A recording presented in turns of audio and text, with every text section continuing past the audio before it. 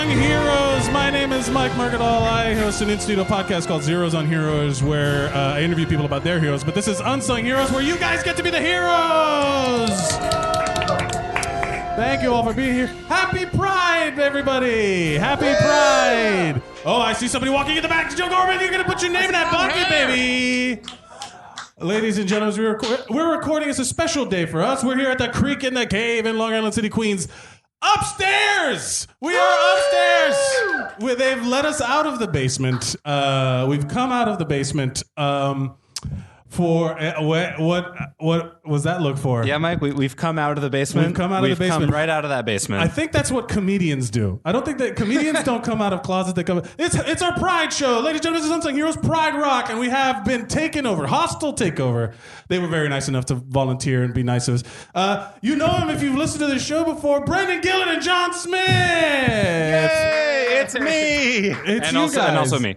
Finally, I know whose dick you got to suck in this town to get stage time. Yeah. It is 100% whoever, I mean, kind of anybody, really. Do you guys feel okay with the position I've kind of put you in as, like... You mean next to each other? No. No, yes, next to each other, but also as... You guys are my LGBTQ plus lifeguards. Where you're gonna, if I stray too far, you're gonna, because we're here to celebrate heroes that are LGBT plus in pop culture and personal. I appreciate that you want us to be your safety net, but I definitely can't provide that. Is it like a weird assumption that straight people just think all gay people will know all the right words to say? Yes. I mean, yes. Yes, that is incorrect. It's incorrect, right? So there are, okay. There are bad gay people out there. It's true. Yeah. Okay. Right. Okay. And I'm like, I've identified as bisexual for a long time, and that's like the D- of queerness. That's you're the kids smoking cigarettes outside of the school of gayness. Yeah. It's kind of like how you just get points for signing your name on the SATs. Fair enough. I'm a straight person, and we know. Yes, thank you. Gross. Gross. It's pretty. Get gross. out of here, straight. This is the Pride episode. It is, and for once in your straight life, could you think about how much space you're taking up, Mike? Oh my God, that is a huge hostile takeover. Yeah. This is the part where we throw a brick through your glasses. Yeah, we'll do that. All right, for a little bit, and then when we get people up, we're here. We're queer. We brought knives. Get used to it. Yes, there's a fair amount of that's the one thing we'll talk about, because we want to talk about like real life heroes in the gay community, and also like pop culture representation, like of like gay heroes in comic books and movies and stuff like that, and TV. Yeah, and I want to say right from the top, people coming up, we're not going to assume they are queer or not queer. If you would like to let us know, you can let us know. But if you just want to come up here, everyone can celebrate what we're doing today. Everyone can celebrate what they're doing. It's not about who you are. It's about what you've seen in a movie. Exactly. Have you seen But I'm a Cheerleader? Maybe. But I'm a Cheerleader is fucking great. I haven't actually seen it. I will talk on it. Oh, great. It is a movie about a young woman who they find out she is a lesbian. Doesn't she also find out she's a lesbian? She also finds out she's a lesbian. Oh, everybody finds out. This is a surprise lesbian discovery? Yeah, she also finds out she's a lesbian, and then they send her to a Christian conversion camp. Oh. And it's very, very campy, very, very funny, and very good. And like RuPaul's in it. There's an actress who played every lesbian in the 90s. Clea Duval. Who's I know I've seen in it. Okay, this is gonna harken back to the days when I worked. I know the cover of that movie because I worked at Blockbuster Video. Yeah. And it was one of those things that it's one of those movies that I only know from the box art. But you never thought to open the box and explore the lesbian identity of this high school cheerleader. Michael. There's a lot of words you just said there that are gonna trigger jokes and things, and I need to know whether or not that's insensitive. Something about a box and cheerleaders and lesbians, and then you said I'm just going to assume everything is insensitive. Yeah, actually that too. What was the challenge that you issued to me before the show? Oh, that we're not saying ladies and gentlemen or you guys or all that stuff, right? Guys, is that the challenge? We're gonna try and not say and not gender names for groups of people, and we're gonna not say ladies and gentlemen, you guys, or what was the other? I think that was it. Yeah. Instead, we're gonna say things like "all right, motherfuckers" and like "get ready, cowards" and stuff like that. Is that why drag queens are so like they're viewed? They have like their own language, like the all the slang that comes from the gay community. So that's actually. Do you want me to take this? I'm sorry. Oh, I'm gonna start. Well, explain why ball speak exists. Yeah. How much time do we have? Yeah. What is that? So, ball speak. Ball speak. It's a lot of slang and terms that come out of. Like the ballroom scene in New York City in the 70s. Harlem from the 70s and 80s. It's if you ever watch it on Netflix, it's called Paris is Burning. It's a documentary about 1989, I think, and it's about like trans and queer youth of culture of color, not of culture. Also of culture, of drag culture and ball culture. Everybody remembers that 80s group Color Culture with Boy George in it, remember? Yeah. Yes. But no, Color Culture Club. That was Culture Club, yeah. Definitely watch it. It's where like voguing came from and all of that. And then the movie or the show on FX Pose, which is very, very good. And very queer. Very queer. How do you guys feel about the gay... Are you going to ask us to speak for all queer people right now? Yes. All right, and next I'm going to ask you a bunch of questions as a Cuban. Finally. Like, God, do you have any idea how long I've been waiting for people to ask me those fucking questions? Well, that backfired. Yeah, no. But I'm talking about like the pop culture idea of like Madonna was... she's bisexual, right? I don't know. Who knows with that girl? Right, but she was like a gay icon, huh? She said she was... That's all right. I'm so She excited said for she you to was come up here and get on the pansexual. mic. Yeah, we're going to start... What do you say we bring up our first guest? Yeah, sure, yeah. Are we going to talk about Madonna? Can we bring up the guest and talk about Madonna? What's We're going going on? to bring up the guest and talk about Madonna. We need more opinions about Madonna. Coming up next, you heard him from the audience. Give it up for Kevin Janoway. We need more opinions about Madonna. What's up, buddy? Is exactly what a straight person would think a Pride episode is. Look, You're not a heckler. You were very helpful. Okay, it's great to have you here. You're going to talk into that microphone, though, Kevin. Yeah, it's not heckling if you're actually giving us facts in a conversation that we're not doing well. No, you guys are awesome. You guys are awesome. Kevin, what do you know about Madonna and speak on her behalf in this setting? Sorry to jump out, but my friend was a costume designer for a lot of famous shows, and she knew Madonna when Madonna was starting out. Oh, wow. And Madonna also identified as pansexual. But my friend Robin Newland, she was a designer for the show That's So Raven and a bunch of other shows. But she was around during the Madonna voguing thing. And so she was instrumental in letting Madonna know about that. Is it appropriation? Yeah, sorry. Is it appropriation? A little bit. Right? Yeah. Let's talk about it. Taylor Swift. Taylor Swift has a thing going on right now, no? What does she have going on right now? Everyone suspects her of being in the closet with her sexuality. That is a rumor. A rumor. I'm not confirmed. Toby's not here right now, otherwise she'd be jumping out of her chair. But she sings that song about she's on something. I'm in the bleachers about loving the girl. She's a cheerleader. Yes. That's about loving a boy who's in love with the wrong girl, and he should be in love with her. Right, Taylor Swift. But she just did that whole song, that video. Apparently, that like every gay person in Hollywood is in it, or something like that. It's interesting. There's a lot of gay celebrities, and a lot of my queer friends are split. Some of them are like, "This is amazing. I love seeing all the gay celebrities together, and all the trans celebrities like in one video." And some of them are like, "I don't like this." I personally am more on the "I don't like this" page. Yeah, it's. She put out this song called "You Need to Calm Down," and the actual you actually listened to the song. Brendan and I had a very long conversation about this after watching it. The actual song is kind of like, it's very all sorts of over the place. It's like, people are mean to me on Twitter, and then it gets into, but they're also mean to my gay friends. Oh yeah, but so mostly they're mean to me on Twitter. Card. Yeah, but enough talking about potentially straight women on the Pride episode. What would you like to talk about in terms of queer media and representation? Yeah, Kevin, who when you think of like a a gay hero, like the phrase pride hero, LGBTQ plus, all that stuff. Do you see representation? Is there like a hero in pop culture or fiction? Or is there a hero in your life? Like, who do you look to as a hero as an icon? I have people that I feel where I was disappointed in as heroes. Oh, yeah, this is great. Do that I feel that they one. reinforce certain stereotypes. Kevin, talk into that microphone. This is a podcast. It's Am going I out to all talking into listeners. the microphone? I'm so sorry. Yeah, I'm being a stage actor at this point.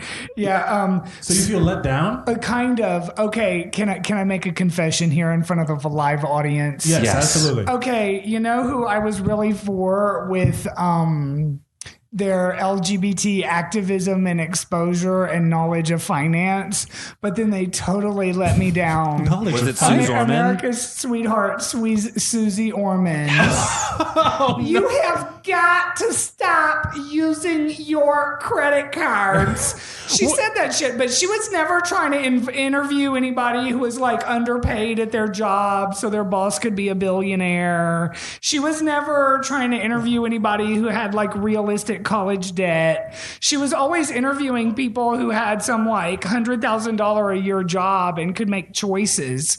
And I just feel like she was not in touch with how, and she's like, you know, I started my career as a waitress, but her dad owned the fucking franchise. Oh, It's Lord. not like she Wait, worked but at KFC. Is she like an out gay Yeah, person for her and like her girlfriend activism? KT, yeah, because she was very instrumental in making it. Because as you noticed in my open mic downstairs, I talked about how when the gay people, when we first had the marriage and they were making it illegal, a few years ago, not long ago, whenever all the people were getting married on TV, they only opted to depict the people who were 300 pounds getting married to someone who's 500 pounds, the people who have 2 teeth getting married to someone who has 3 teeth, the gay marriages, someone who's 800 years old getting married to someone who's 900 years old with a hunchback, because they wanted to perpetuate the idea that it was a nasty, bad thing. Now all these things are jumping on Pride. Banks, everybody's like, oh yeah, we celebrate Pride. We want your credit card debt. So do you feel like the Yeah. corporatization of Pride is like, now that like it wasn't at first and now they're like, oh, we can make money this way? But long story short, sorry, I'm being chatty. Susie Orman was proactive about saying she couldn't financially leave things to her girlfriend that she worked for, you know, and that was a big deal. And she was instrumental in helping people see that gay marriage was important. But I just don't agree with So her she financial came at it stuff. from the angle of finance. Right. Which makes sense for her. That's like her whole thing. But like she was pushing, like her activism stemmed more from like money than from I want the right to be married or whatever. Right. Or being associated with people who have money and not with people who have to work for those people who don't so tip. like gay people can still be the 1% and terrible, right? Like that's what we're saying here, is that they're not a monolith. Yeah, and but we also like we want to like affirm all gay people, all no matter how many pounds you are and how many teeth you have, how many ages you are, Sure. how much money you have. But also eat the rich with that one tooth you got. Yeah, exactly. Yeah, we should. Yeah. Well, but that it's always fun. Like what do you feel about like? So let's find a positive. Like, who do you feel is reflecting positively in terms of like gay advocate, what is it, like activism for Well, gay there's people? lots of people who've gone down in history that kind of came out accidentally as, gay, like Walt Whitman and Virginia Woolf and certain other people who created. Accidentally. Well, I mean, now we know that they were gayish, but at that time, like Virginia Woolf, she never consummated her marriage with her husband. And she had relationships with women and stuff like that. So I guess people like that, but I don't know. There's not really anybody in the media that I identify with or look up to like that. Oh, really? Do you have in fiction? Like, there's What about like a movie character? Yeah. Yeah, I wish The book Rock character. was gay, don't you guys? What? The Rock, don't you wish he was? You know what?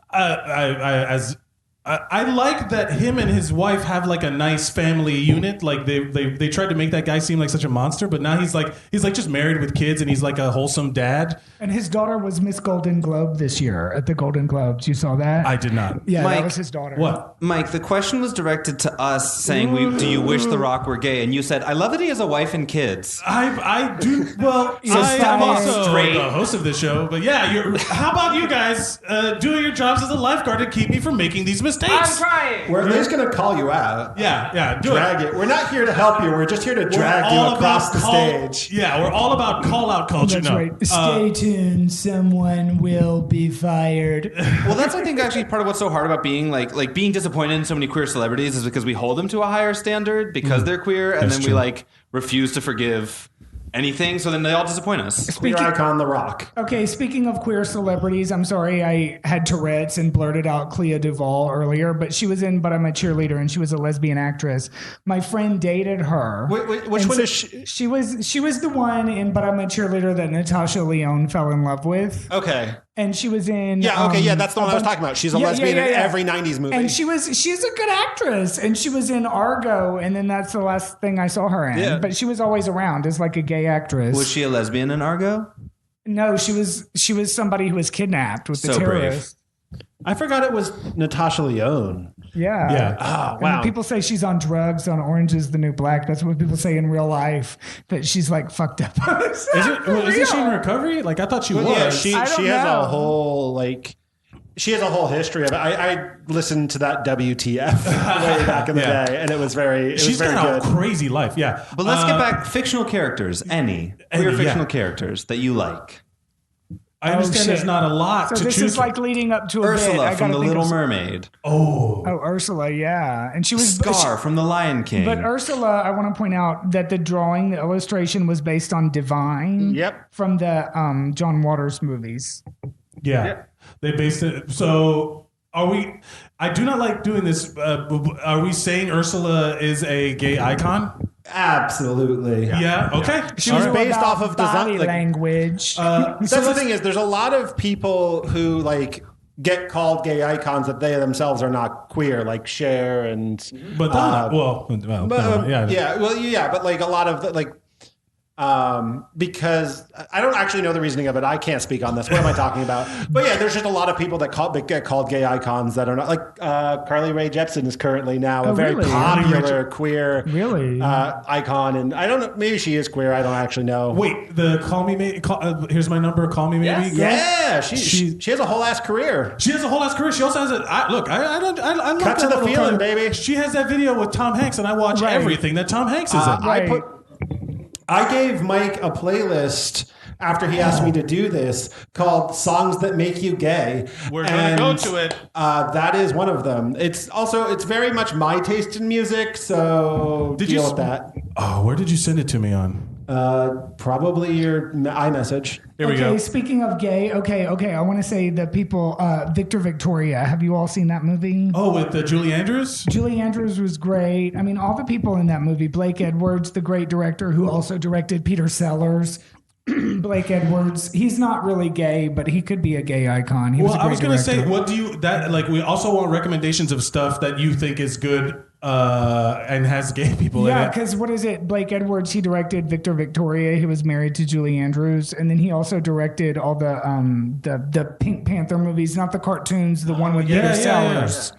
Yeah. All right, Kevin, thank you so much for being here. Is there anything you'd like to Okay. promote before you go? Yeah, watch. I have a YouTube pilot on a viral media called Characters with Character, and then a short film inspired by Steve Martin like shit, and it's called Walter the Crazy Brother-in-Law. So check me out. Check me out. Ladies and gentlemen, a round of applause for Kevin Janaway. Oh, thank Here's one of the songs from the playlist. Thank you so much, Kevin. It's very, really nice. This is by a band called Power Bottom. Power Bottom. Ladies and gentlemen, a round of applause for our next hero. Give it up for Will Carey. Power. What's up, buddy? Thank you so much. Can we slide that chair back? Because I can't see them at all. There we go. Nine Perfect. hands. What's Oh, up? hey. What's up, buddy? Oh, what's going on, guys? Thank Oh. you for being here. Oh, no problem. Thanks for having me. happy as always. Pride. Happy Pride. Thank you so much for being here. What would you say is your favorite gay hero? Pop Gay. culture, fictional, real life? Pop culture, fictional, real life. Probably the actor Anthony Rapp. I've always been a big fan of Rent. Yes. Yeah. From like when I started like becoming an independent thinker, and I discovered Rent, and that was part of my growth as a human. So I love that show. He's great on Star Trek Discovery. Yes, he it's is. a good show. It's behind the CBS All Access wall, which I will never pay for ever. Oh, no, me neither. Yeah, it's crazy, but it's awesome. I got to interview him at Comic-Con last year. Oh, that's so awesome. Yeah, it was really good. He seems like a chill dude too. Like he was definitely like it's not above him how cool the stuff he's doing is. I follow him on Twitter, and he talks a lot about the video games that he's like platinuming on PlayStation, and I'm like, I like you more now. Yeah, he's got his PlayStation Network name in his Twitter bio. Oh shit, We gotta all go play games with him. Yeah, absolutely. Yeah, that would be Let's get amazing. him into like some Borderlands or some shit. Yeah. Where did you relate to Mark as a young person that listened to musicals? I started relating to Mark later on in my life. At the time, I was really thought that I was Roger, like the rock guy. Yeah. But as my life has continued and like I've gone up and down some various hills in trying to be a creative professional, I feel I relate more to Mark. It like Rent is an interesting thing because like it was important to me too when it came out because like it obviously like one, it was super important for its time for just being a big public thing that was talking about AIDS. Yeah. When did it come out? 1996. Yeah. The play, right? Yeah, the the musical. And like the story of like why it became big is super like interesting, and like there's a documentary about it that talks about like just all the people the author knew who died of AIDS, and it's just like an endless list. It's super sad. Wow. But Yeah, the song, the life support song where they first bring in the like AIDS support group. All of the names that are mentioned are people that Jonathan Larson knew who had died of AIDS. Oof. Yeah. and also like the line that intros it is something that he actually heard in a life support will song. I lose my dignity? Someone asked that. Yeah, and that like moved him so much that he wrote it into the play, and it's this really beautiful, sad song. Oh my God, yes. I will say this: I never saw the musical part. I saw that movie because it had Rosario Dawson in it, and I saw the movie and I enjoyed it. But the only song that everybody knows the 525,000. Yeah. But there's the song about opening up a restaurant in Santa Fe that the dude from Law and Order sings. Yep. And that's my favorite song in the whole thing. It's literally just them dicking around in a subway car singing about like, let's get the fuck out of New York City. And I'm like, that's me. That's me right there. And like, see, like Rent also like it doesn't age super well. Like a lot of people now have a very negative feeling about it because like Lots of people my age relate to Benny now. yeah, Benny fucked up. because Benny is the money guy, right? He's the one that just wanted everyone to pay their fucking rent. he's the one that asks them to pay the rent, and they're super pissed off. That makes so much more sense now. It's true. Like you age into Benny where you're like, they could have just paid, Well, it's like how Empire Records now I relate way more to the owner who's just like, I fucking hate these kids. I know. But Benny's also the guy that cheats on his wife with an HIV positive stripper. So Benny's not like above the board. Well, who One more reason amongst everyone us relates that he to who is him. without sin throw the first stone. But yeah, Exactly. like the other thing is like the movie, because they used all the same actors, like everyone's in like their 40s in the movie. Right, yes. So it looks like Yeah, like right. you're an exponentially shitty person, but like you have to think about like, oh, in the actual play they're supposed to be like 19 to 20 and everyone's a shitty person from 19 to 20. It's like every high school show in the 90s where everyone was like 37 with like their, they were like way too old to be in high school. Yeah. Do you in terms of Pride, this like we get this month, how do you celebrate Pride? What's your thing? Do you celebrate? Like, I'm curious because this whole month everyone's like Happy Pride, and I'm like, this If I was gonna Michael? say- if I I was want gonna to say- know how we can turn Pride into like a Christmas. Okay. Some sort. It's already been consumerized. It's been consumerized or whatever the Give fuck. all your gay Then- friends presents. Yes, give your gay friend a present. Yes, I look. I'm all for it. But it can't be bullshit. Like Really? here's my Because I haven't seen Venmo. a present Fuck in my you. hands this month, so I don't know how for it you really are. he gave you the gift of stage time and attention. Yeah, there you go. Well, But there's a joke there. to answer your question, I don't.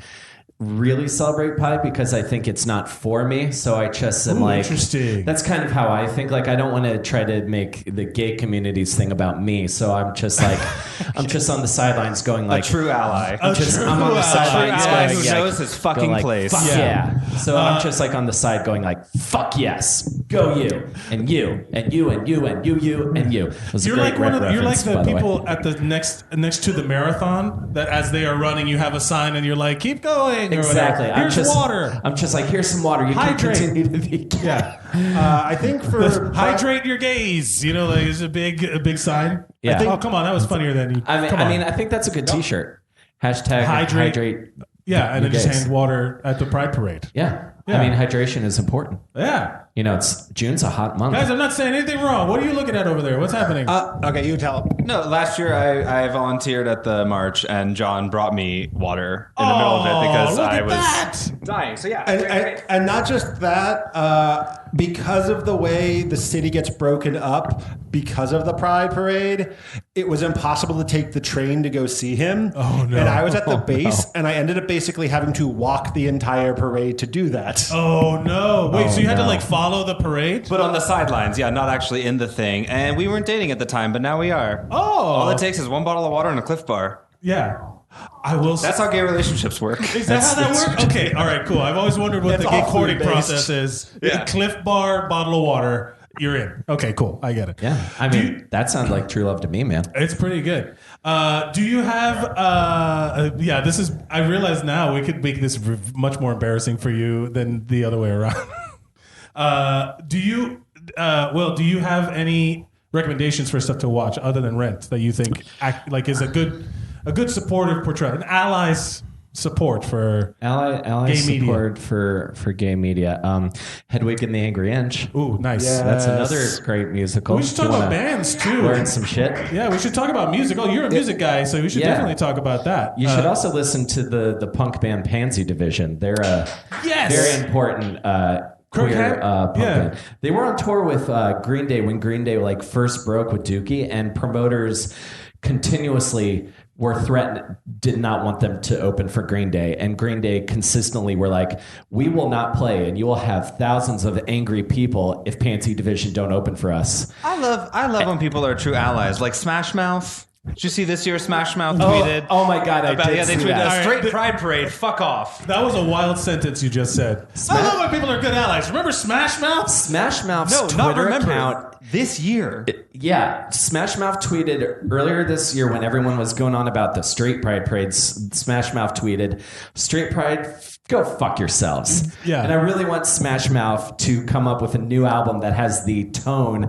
of their Twitter account. I would listen to. I mean, look. Also, they're last dude. year, Smash Mouth tweeted out about the TJ Khaled that no king does not go down on their woman. So Yeah. DJ Khaled was an anti-cunnilingus person. Their words, not mine. I realized as I was saying, I was like, "This is a gross sentence," but when it's coming from Smash Mouth, they're like, "Yeah, that's how they would say that." Yeah, Yes. because DJ Khaled said he doesn't go down on his wife, and then the entire world was like, "You're kind of a douchebag, bro." Yeah. We the best. No, you are not, DJ Khaled. Yeah.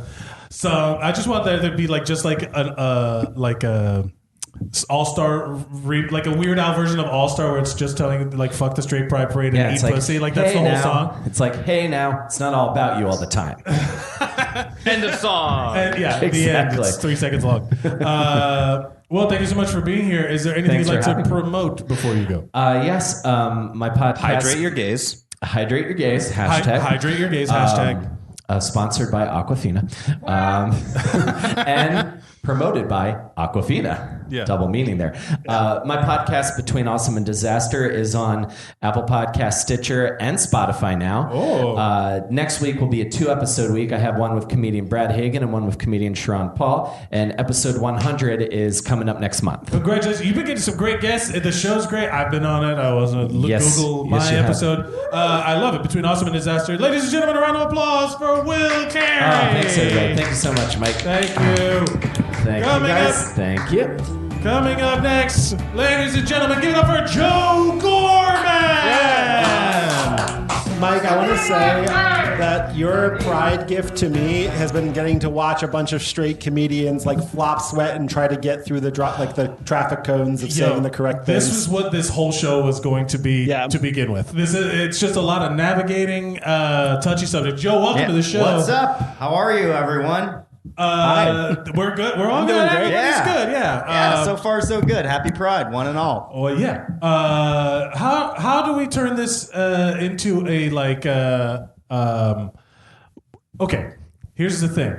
I keep looking over to you guys because I feel bad about making jokes about certain things, but like the consumerism, the businesses that are getting involved in all of this and putting rainbows on everything, it cheapens it, don't you think? So, yes. Brendan has thoughts. Yeah, I have a lot of thoughts. One is, it's actually very exciting to see rainbows on like Steve Madden bags and like in windows and shit. It in some ways feels very affirming. Fuck capitalism, but also that's like what America is. So like, it's better than nothing. And you also, check if the company actually supports its gay employees and whatever. But at the same time, like, all the people that go in the Pride March and they get to be on the Target float because they work for Target. And going back to the first guest, like not everyone has options with what they do with their life. So if you work for Target and that's like what you have to do, but then you get to be allowed to like be open and be queer and go in the march, that's great. And I will take that over no corporations any day. Very good. That being said, Joe, what's the most egregious pride tie-in you've seen so far? What's the most egregious, like capitalizing on it? Yeah. I guess like workplace filters, because it's like no one wants to be at my day job. Okay. So they have that. I don't know. I feel like we shouldn't have moved away from a barter system to begin with. It's all been such a downhill battle after that.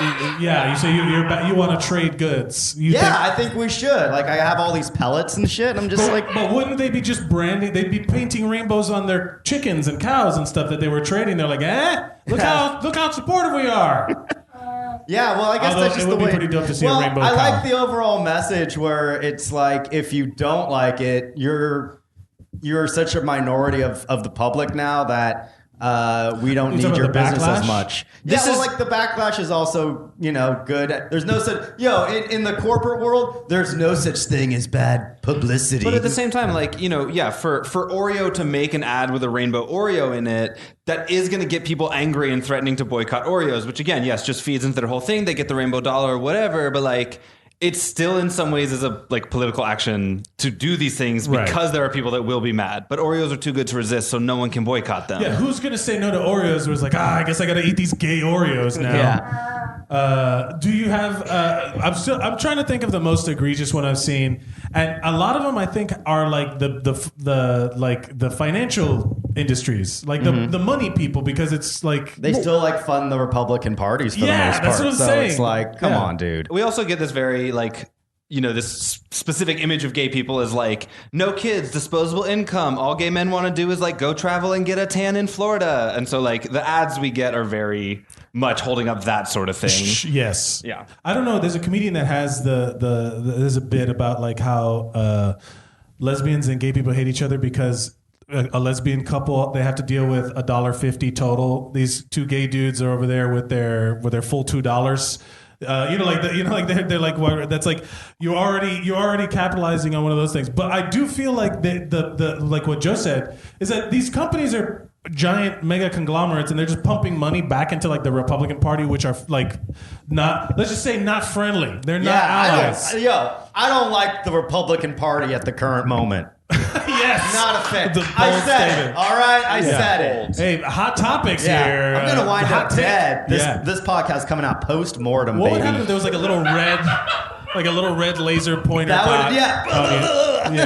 Joe Gorman shot himself in the chest multiple times on stage. It was an accident. Yeah, what happened? Yeah. Do you have a hero? LGBT plus hero. So many. I guess like David Bowie was like, he made it cool to be like bisexual. Oh yeah, and he made it. Yeah, he was. He's fun. a legit icon. That he was revolutionary. Absolutely. I remember when I watched when Ellen announced she was gay on her TV 14 rated Yes, that's NBC right, sitcom, and that was powerful because she inadvertently on the airport speaker announced she was gay. So the entire terminal found out, and it was supposed to be this private moment between her and a woman she realized she loved. It's very powerful. And then Oprah was her therapist. Oprah was her therapist on Yeah, that show? in the episode. And Oprah got a lot of shit from it too. Yeah. At the time, there's like an episode of Oprah where like people are getting up in the audience and being like, "You're bad for supporting this." I also was not allowed to watch Ellen after that happened. Oh, really? Well, What has been banned? Well, your family was very religious. Yeah, I'll talk about that later. Okay.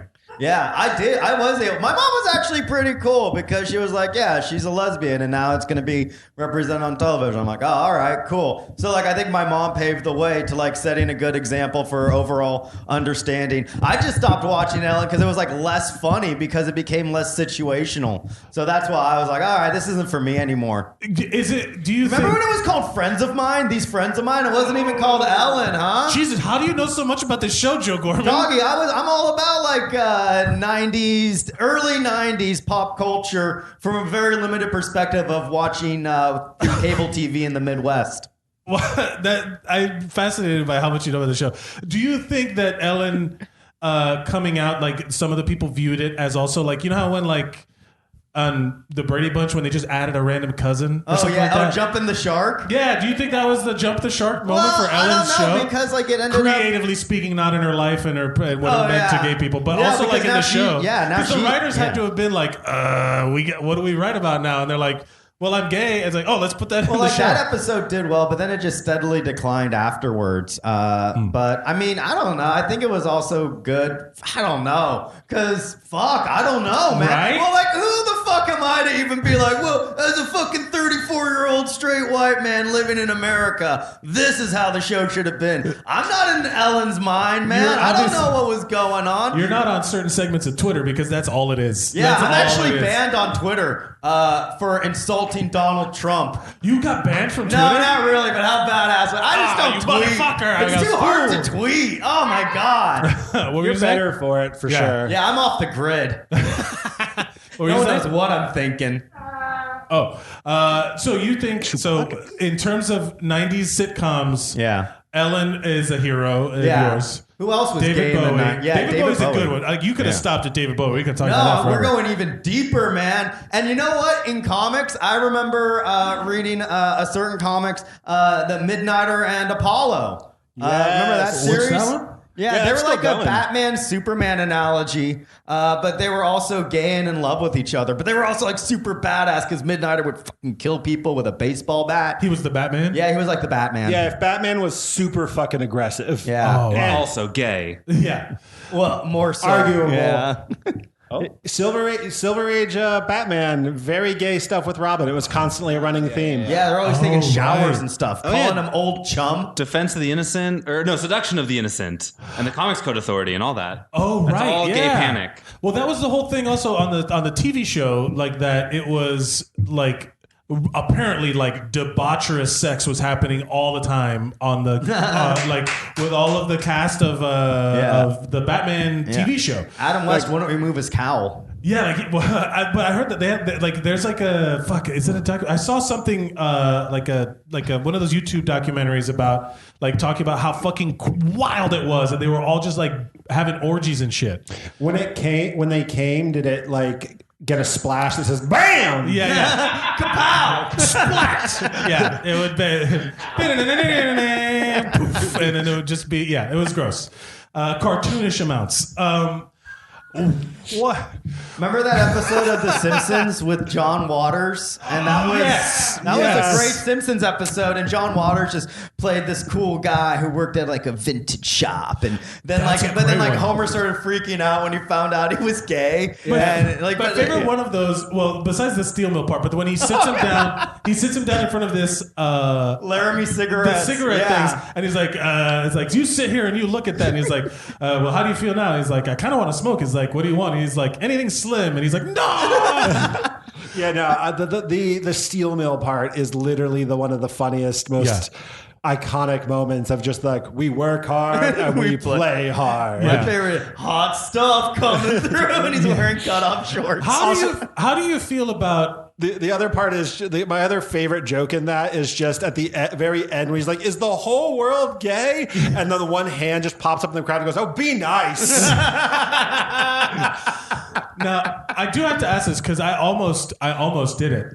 I almost imitated the gay voice. Do you like when John Waters does the zap? Yeah. I was gonna imitate. How do you guys feel about when you see straight dudes doing gay voice? It's a weird thing. I mean, it's definitely something as like someone who's queer and like tried to hide it for a lot of their life that you're worried about.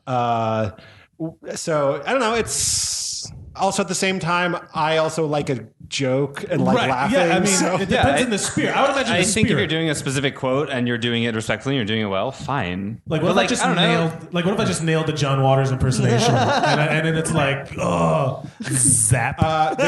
There is an entire documentary called "Do I Sound Gay?" Oh, really? It's on Netflix. I've never watched it, so I can't speak to the quality of it. But Let's you know, roll it. watch it, and educate yourself. We got the big screen up, ladies and there we gentlemen. go. The rest of this episode is watching "Do I Sound Gay?" What if it just starts with yes and then credits roll?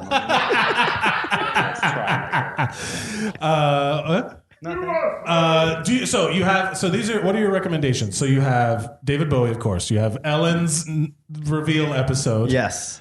And then these fictional character. Yeah. What about in your life? How do you strive to be an ally? By being chill, man. Yeah. And letting people adopt. And just hanging out. And Letting people adopt. Yeah, dude.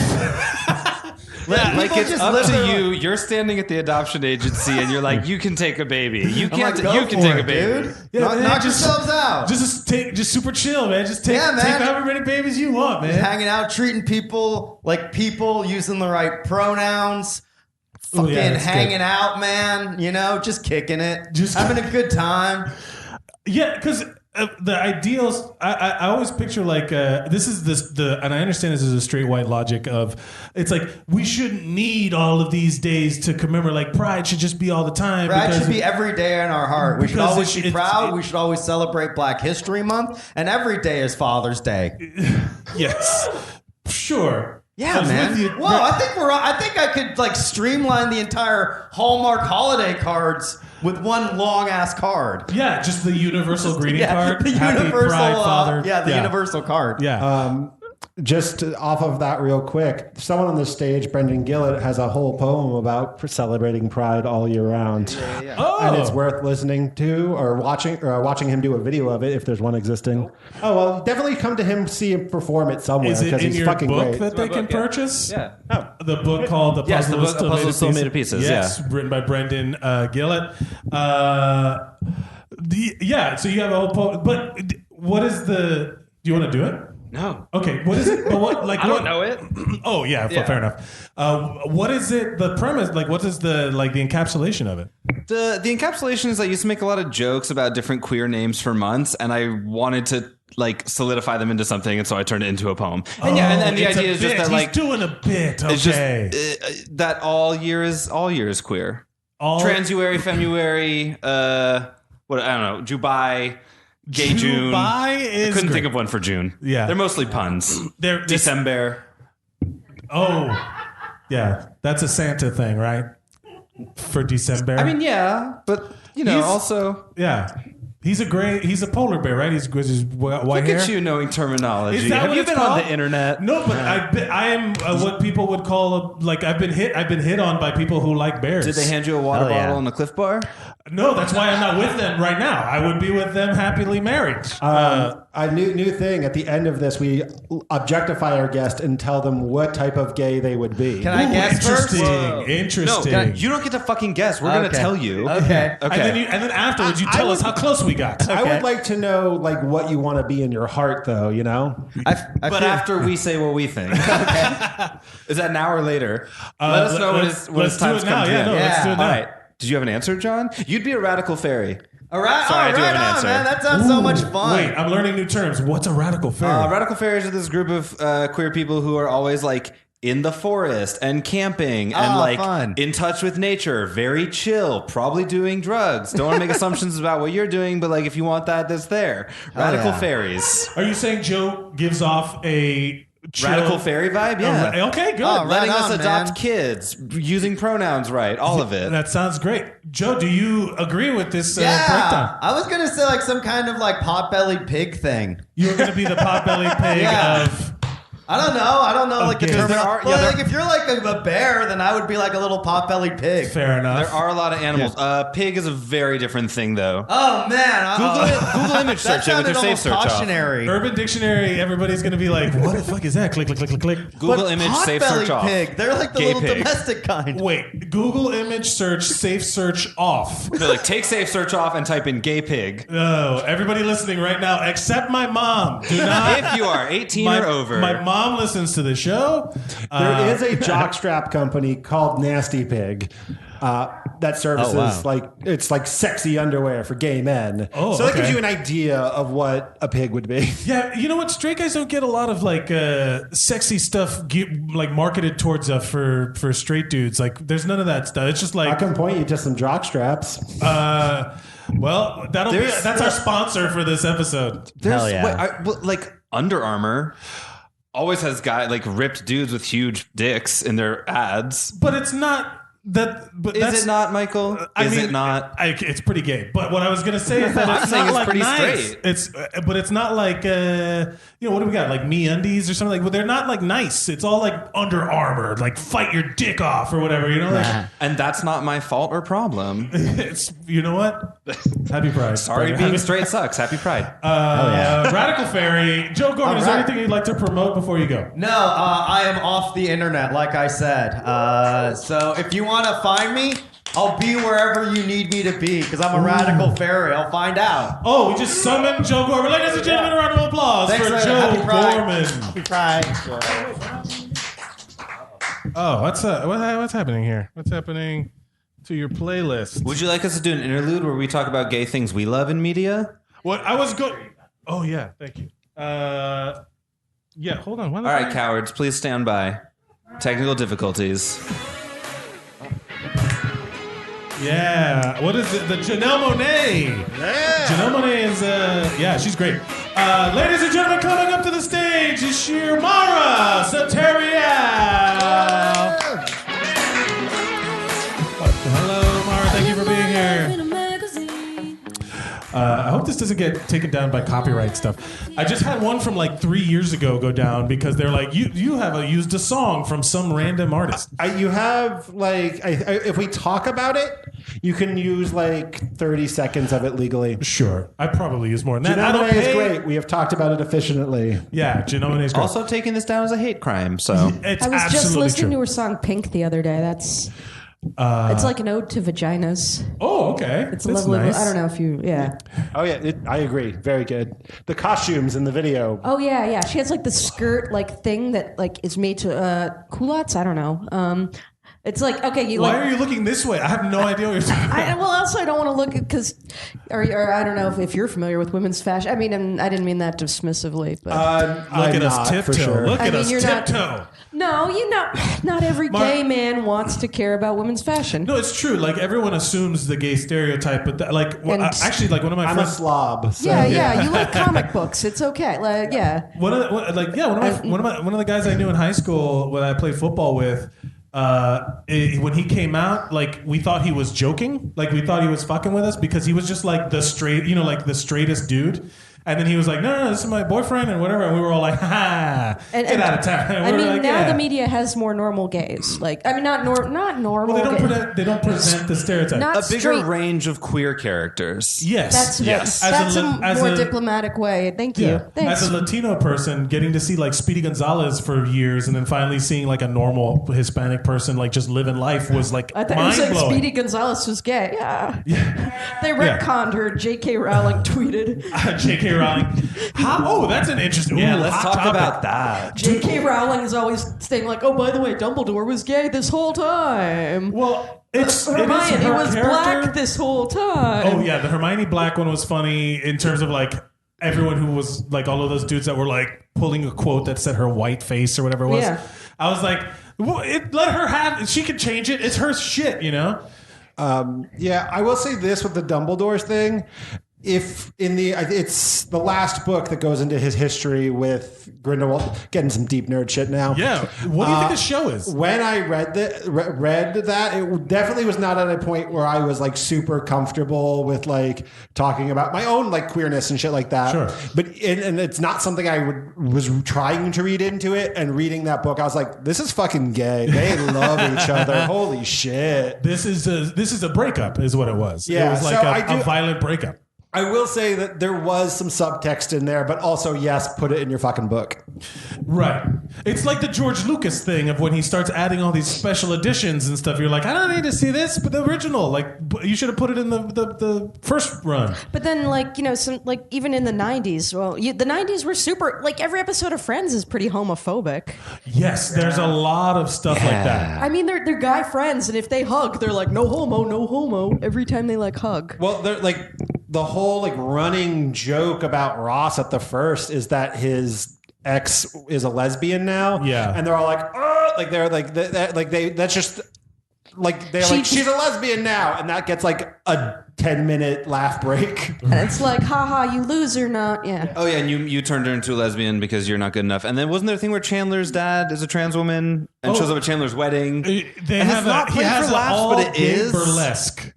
A male burlesque or something like that.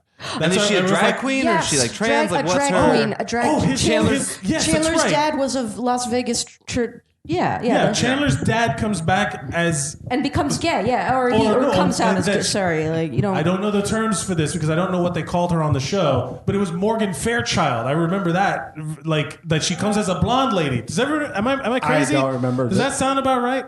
I also wasn't allowed to watch Friends. Oh my God, John! You're better for it. It does not hold up. Yeah, I will say I was allowed to watch this, and it was way queerer. So it's super weird, but the Drew Carey show had a lot of good shit in it. Yes, and, that show was great. They I were love that show. Republicans, but they were open-minded. Yeah, they had a pool table in the backyard. Who doesn't want that? Yeah, they were very fun. All of a sudden, they did made a a bunch of band with Joe musical Walsh. episodes. But in that show, Drew Carey's brother is a drag queen. Yes, and that's then right. he ends up marrying Mimi. And they're both like in drag together. There's a whole episode Heavy about the Rocky makeup. Horror Picture Show, which introduced me to the concept of the Rocky Horror Picture Show. They and Priscilla, Queen of the Desert. Yes. It was like a versus the thing. song battle. Yes, Yeah. that was really. Man, that show was great. Like, it doesn't get talked about as much as like Friends or like Seinfeld or anything Sure. like that. It doesn't get replayed at all. There must be a rights thing somewhere. It's great. That show was awesome. I think there was one episode where they declared themselves Republican, though. Is that it? You think? I don't that? know. No, I don't know. I don't know. I don't know what the reason was, but like I remember it was on syndication for a little bit, and then it just like disappeared. I don't know. Maybe it's like Drew Carey like went to go host The Price is Right and was like, take it off the air. I'm a game show host now. Whoa. Well, think of all the stand-up well, I don't know. This is off the gay topic, but think of all the stand-up comics who went that route. Like Steve Harvey, like ultimately starting stand-up, ultimately ending up game show host with like sitcoms I think that's a logical in progression. between. Yeah, there's Drew Carey, there's Howie Mandel, there's Steve Harvey. Yeah. Look, if someone, I think it's because when you're a comedian, you'll just like, I'll take a job. You're going to pay me to not to exist and be funny. Yeah, sure. Yeah, I'll do it. Yeah, but Family Feud. Louis Anderson hosted Family Feud for a while. That was wild. Well, let's talk about. Do you have any personal gay heroes, LGBT heroes in pop culture, real life, personal life, maybe?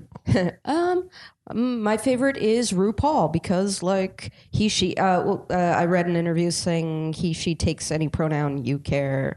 Oh, okay. Yeah, I read that. I always thought it was when they were dressed as like if they were dressed in one way and then they do their drag persona and then it's a she or no? Not well for RuPaul in particular. She'll just do whatever, whenever. Sure. But yeah, different people separate their pronouns differently for different reasons. So there's no winning. There's no blanket rule that I could mess up every time.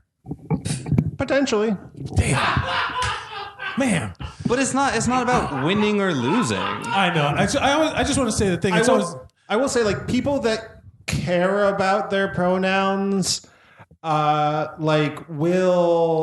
put stuff on their bio and stuff like that. And like there is like a movement now to like, even if you don't really care or you are like matching what your pronouns are, to put them in anywhere, put them in their profile anywhere or make them known in some way, just so that it normalizes it for the people that do really need it. That's cool. So I see a lot of Twitter bios from like cis females saying she, her. Yeah. I'll put it in. But RuPaul is a true ally. That's all I got to do is change my Twitter bio, and suddenly I'm everything is forgiven. Whatever. I don't know. This is the weirdest queer eyeing of Mike. It's just making him more woke slowly. I'd like to think I'm okay.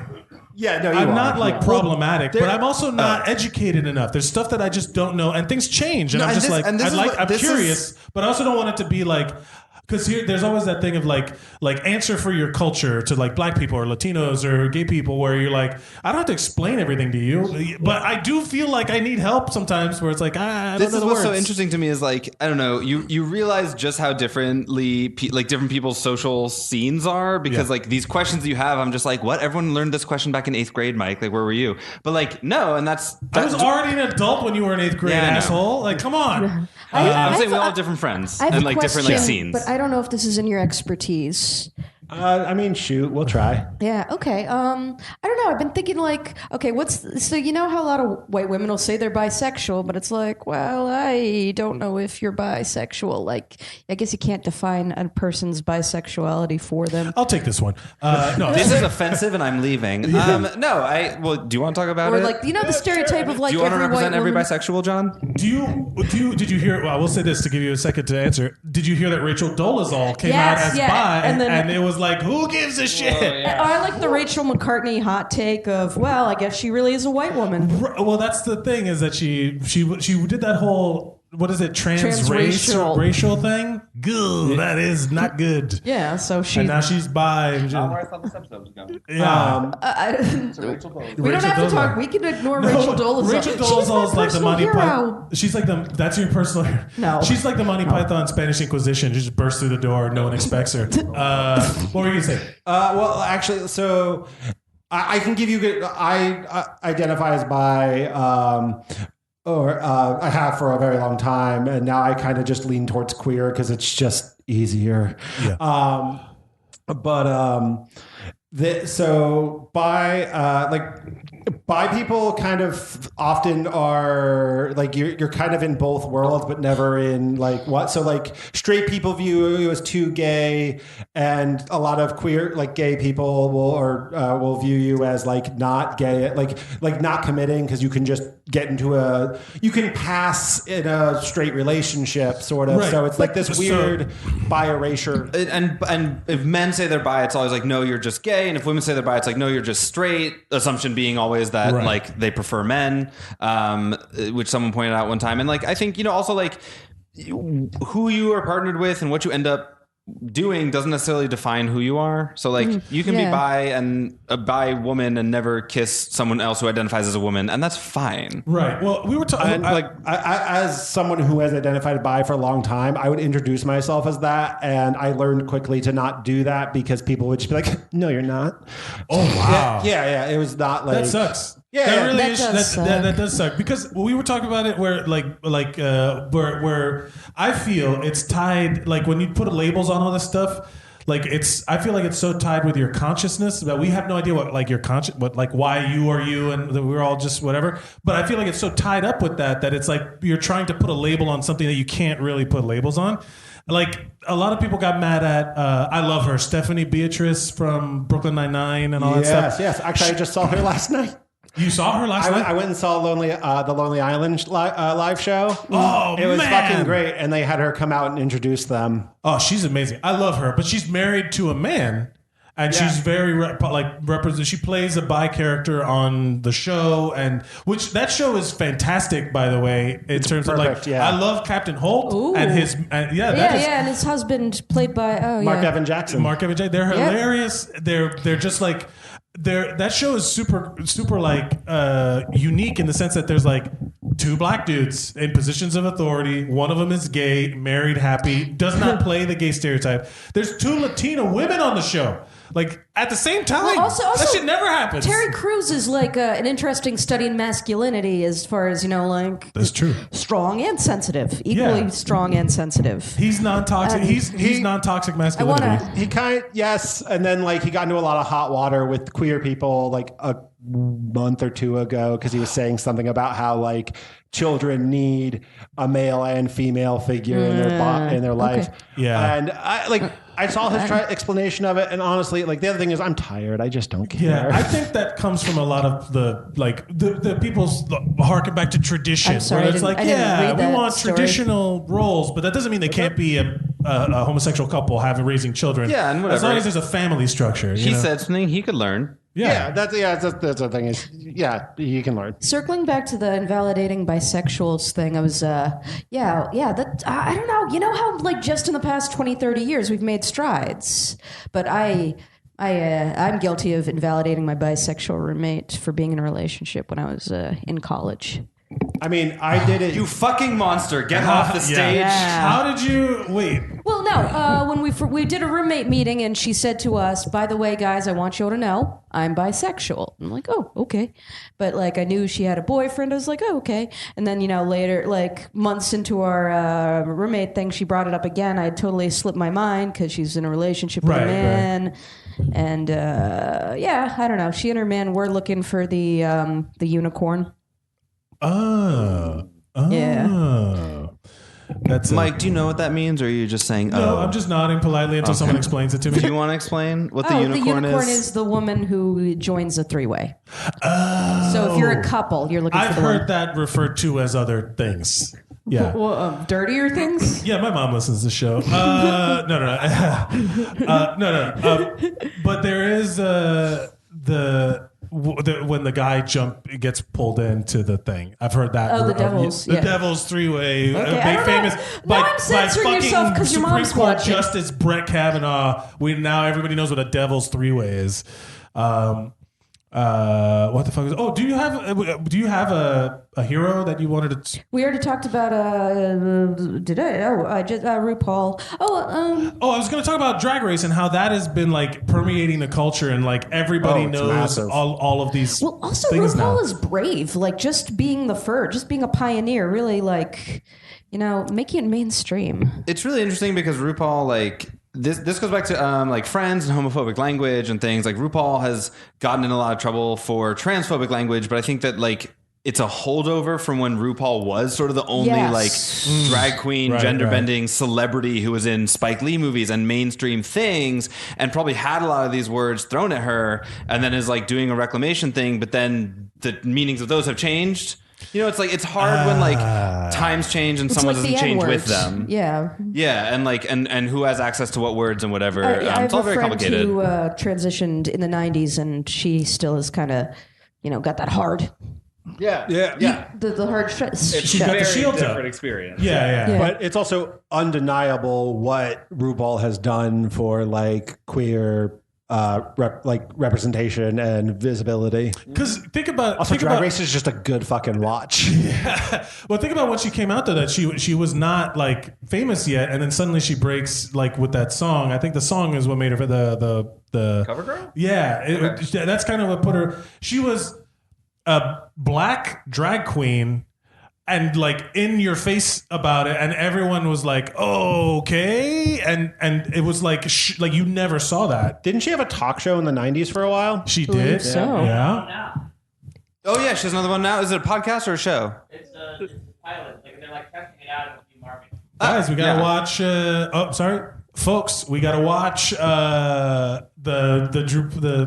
I was about to say Drew Carey. The Drew Paul show. The Drew Carey and RuPaul together for the first time. I would watch the fuck out of that. Watch the hell out of that. Everybody would watch that. Like both of them, and it's also improv. It's improv drag. Yeah. Remember when Drew Carey was trying to force improv onto television and everyone was like, no. What? No, people were into it. Yeah, no. He It did. gave Whose people line is anyway? No. unrealistic expectations of how funny improv is. They Well, went to real improv shows and like, this sucks. The short form hit They're big, just but then chopping he tried carrots. to keep going and do other scene-based improv stuff, and the world shouted And no. that's why I've never heard of that. Yeah, exactly.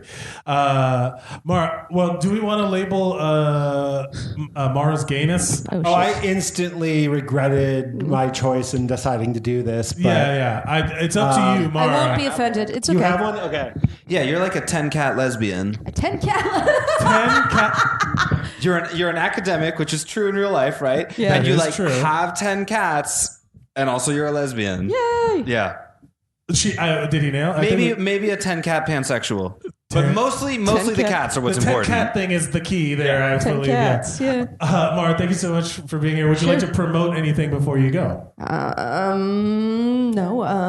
My next show at Cool Bar NYC is July 18th, and we'll have music and stand-up comedy, but we haven't booked anybody yet. So I don't know what's. But they will find out if they follow you at Mara Satirical on the everything, right? Instagram and the Twitters.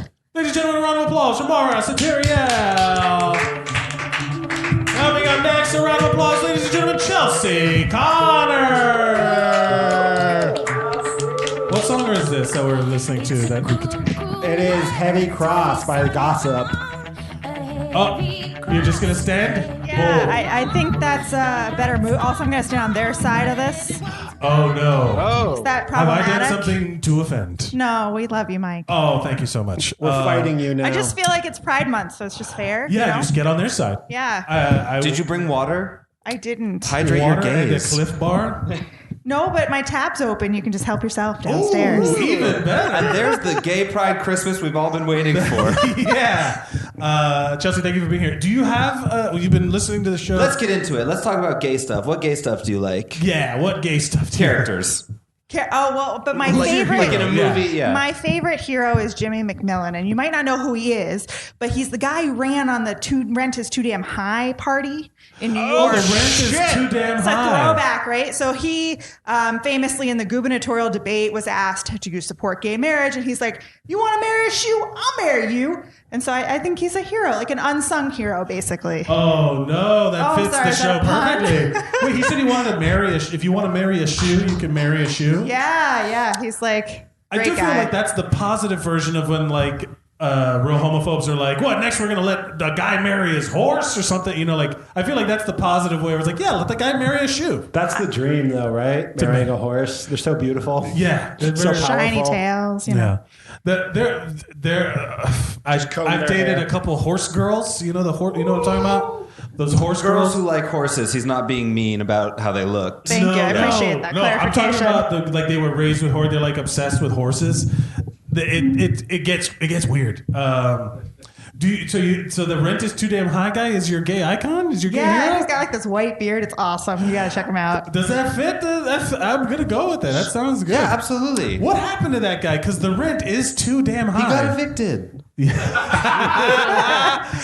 He's running for president along with 25 other Democrats this year. He's running? Yes. Oh no, this is bad. Number of candidates. Yeah. Get ready. Oh, how do you feel about Pete Buttigieg being potentially the first gay president?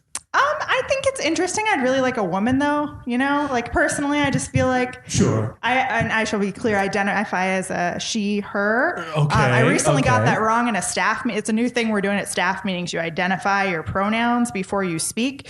But I work with these people every day. They should know that by now. I feel like, but they don't. Those so now I have assumptions to will get I have to remember everyone's names and their pronouns, and then use them grammatically correctly when they identify as they them. I mean, the thing about they them is I use them as plural. I'll if someone's saying oh, is this person coming? I'd be like, yeah, they're coming. Like you don't I don't know. I feel like using they them as a singular and saying like yes they is coming does sound weird, and it's as I feel like the if you just don't say he or she. I have a non-binary coworker who does use they them pronouns, and you would actually be surprised at how many people are not grasping this multiple years into them telling us that these are their pronouns. There was actually a while before they started using those pronouns at work where I would call them she at work, and then as soon as we left work I would switch to they them. And like for me that's no problem, but for some people that's hard. I do struggle. I will say this, I do struggle with that when it's just a slip of the mind. Like in Spanish, like when I speak Spanish, I have trouble with masculine and feminine because that's the language. It has masculine and feminine stuff, and I screw those up all the time. And when someone identifies as them, it's like the knee jerk is Spanish is canceled, transphobic. It is. Well, that's where the whole Latinx things comes from. I referred to myself as Latino, and then someone was like, "You can't say that because it's Latinx, whatever." And I'm like, "I'm talking about myself, asshole." Yeah, I can refer to myself as a cis man, like that makes sense. I'm not talking about all Latinx people. I'm talking about me, a Latino. So I just think we should do away with all pronouns and just use proper nouns for everything. Just be like, Chelsea is this, right? And so I think that would like solve all the grammar problems. And like, I work in communications, so like, I don't want grammar issues, you know? It's true. I mean, there definitely is instances. 2 weeks ago, I was home and my mom got into a fight with me because I referred to someone as they. But I was also using it properly. I was just being kind of general about who they were. Mm-hmm. Right. Yeah.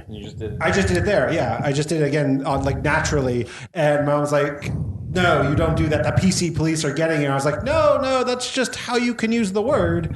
Well, if only she knew just how much we got you. Oh, no. We the PC but police. It was also like what I did in high school to be super vague with my parents about whose house I slept over at, you know? Like I didn't want them to know that I was like screwing my boyfriend at his house. I was just like, I'm staying at my friend's house. They're awesome.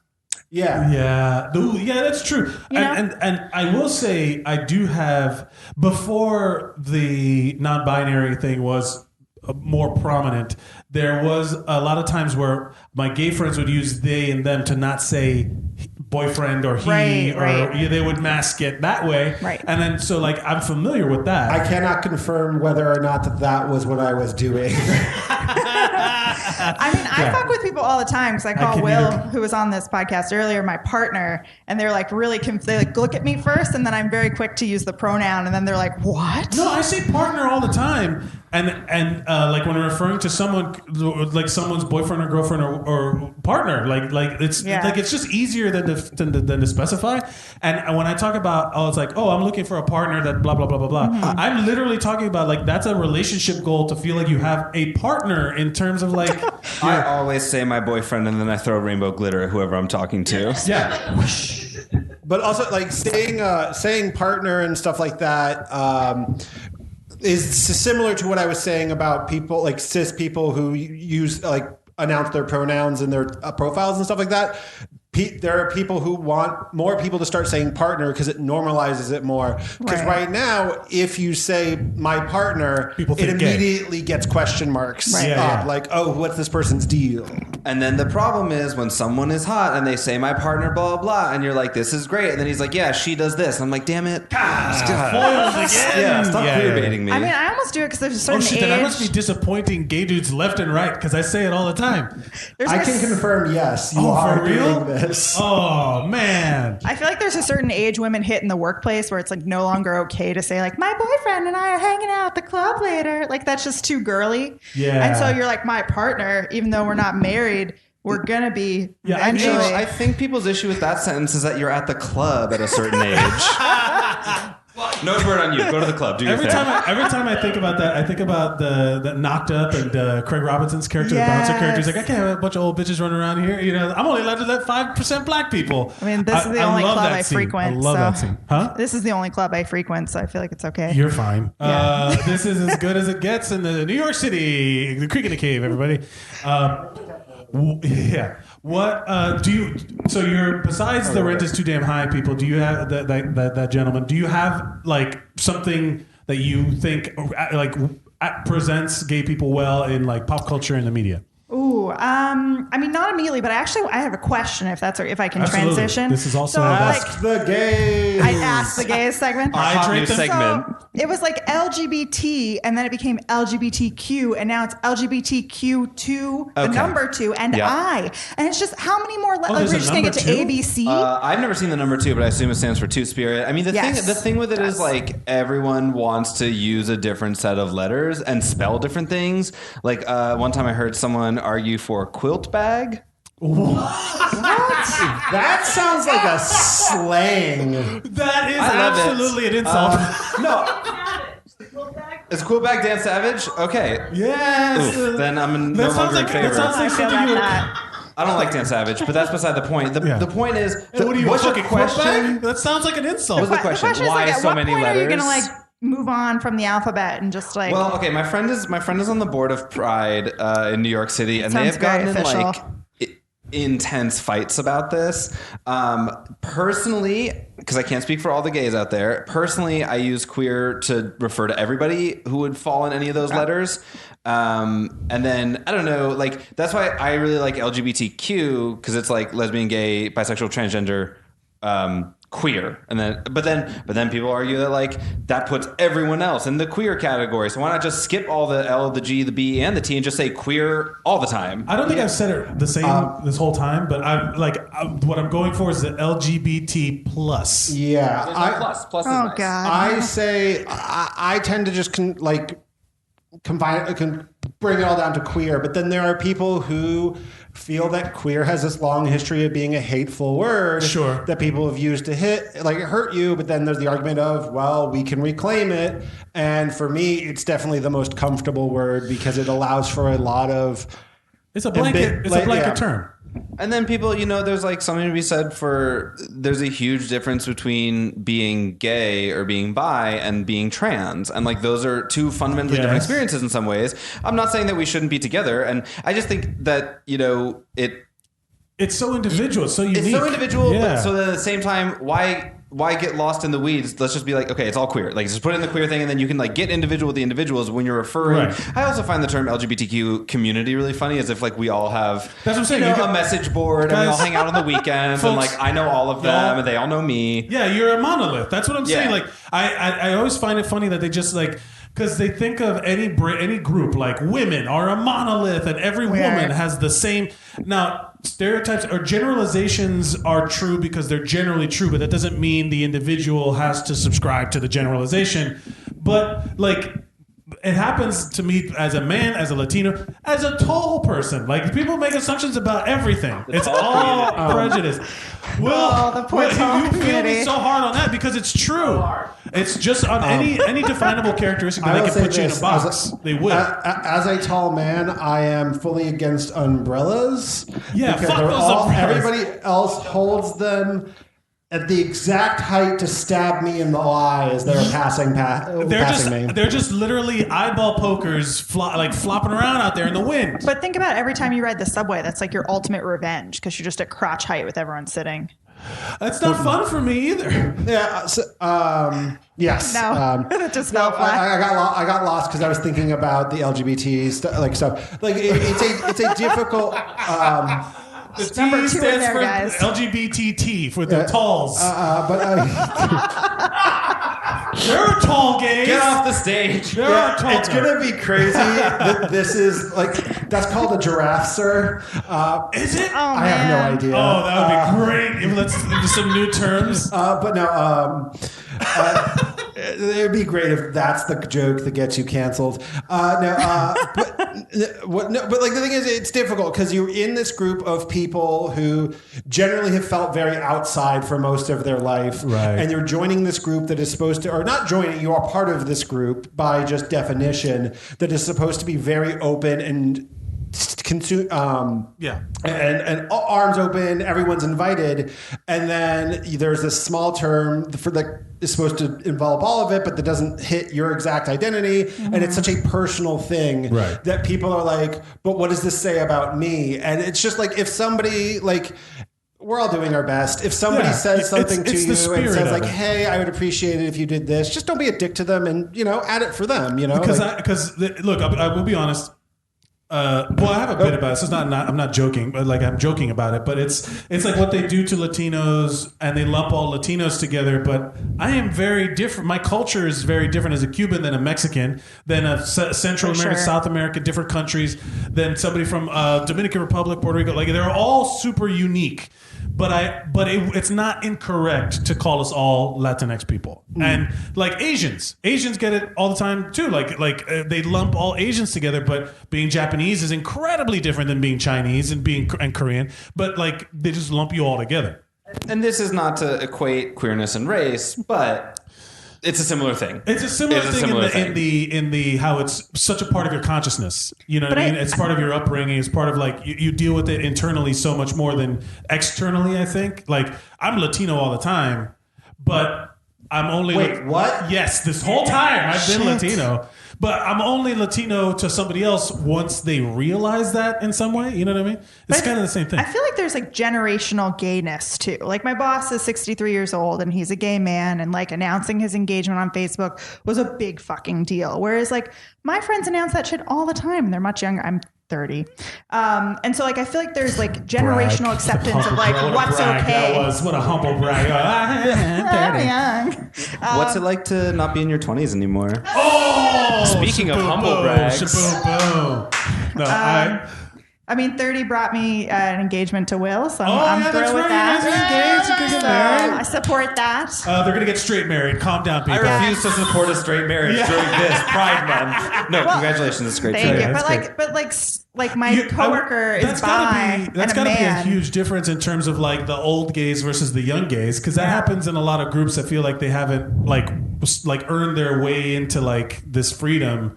There's like you know what I'm talking about? Yeah, it's interesting. And I have a lot of older gay friends who their approach to a lot of things is very different and their perspective is really different. And it's very helpful for me to like learn from them about what it was. Because there's a lot of young queers out there who are just like, whatever, grandpa, shut up. Like, you don't know shit about shit. And it's like, you exist because I came before you. Right. You know?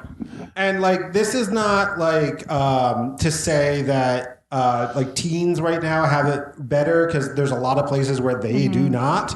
But I can tell you that like my high school experience was very different and less accepting than like a lot of kids now have it. Even than mine, and we're 6 years apart. Right. We also went to school in very different places. Yeah, that's what I was going to say. Geographically too, like there's different parts of the country. Like you could be, if you're like in a gay area in LA or something like that, or in San Francisco, New York, like those urban areas that are more concentrated and diverse, you will get like much more acceptance, I would imagine, than if you're like in Bumsville, Idaho, and you're like the one gay dude in the high school, you know? Yeah, I mean, well, this is the thing, like things have changed so rapidly.